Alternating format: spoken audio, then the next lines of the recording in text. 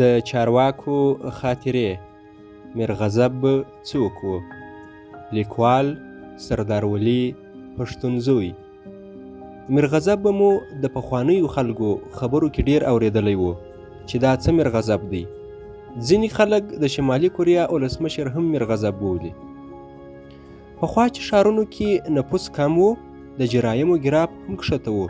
له همدې امله به یوازې کوټوالۍ یا اوسنۍ امنیه قمنداني چې د هر ښار منځ کې به وه څو کسان لرله چې هغوی به د ښار امنیت او نظم سماوه. د امیر عبدالرحمن خان په دوره کې کوټوالي له سره جوړه سوه چې د کابل ښار د اوسنۍ پښتونستان څلور لارې پر ځای وه. هغه کې به یو د پولیسو قمندان او څو کسه بدماشان ټیپ پولیس ناست ول. د جرم په وخت کې د امیر لخوا ورته اجازه وه چې له مجرم سره بېرحمه سلوک وکړي. په کابل ښار کې د میرزا محمد حسین خان نوم خلک د میرغضب په نامه یادوي. هغه د امیر عبدالرحمن خان او وروسته د امیر حبیب الله خان په حکومت کې د کوټوال په توګه دنده ترسره کوله. د کابل د خلکو په وینا هغه یو ډیر ظالم سړی و. پر ده د ډیرو وژنو تورونه لګېدل چې اکثره یې د سختو شکنجو لاندې وژل.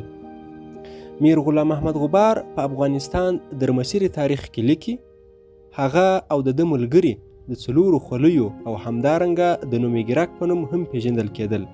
دوی به د شپې د مجرم د دروازې شاته ورغلل.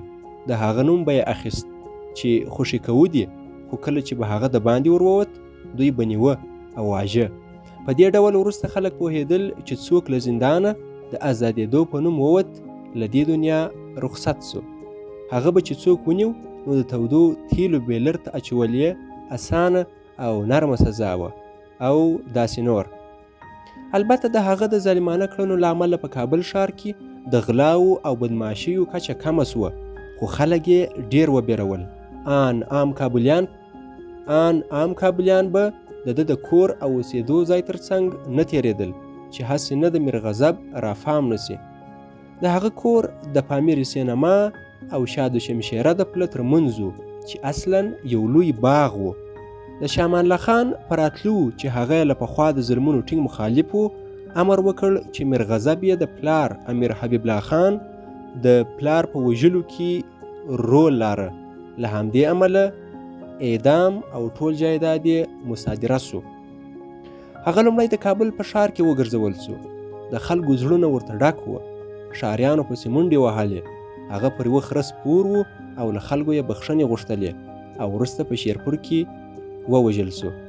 میرغضب د افغانستان د مشهور شاعر خلیل الله خلیلي پلار و.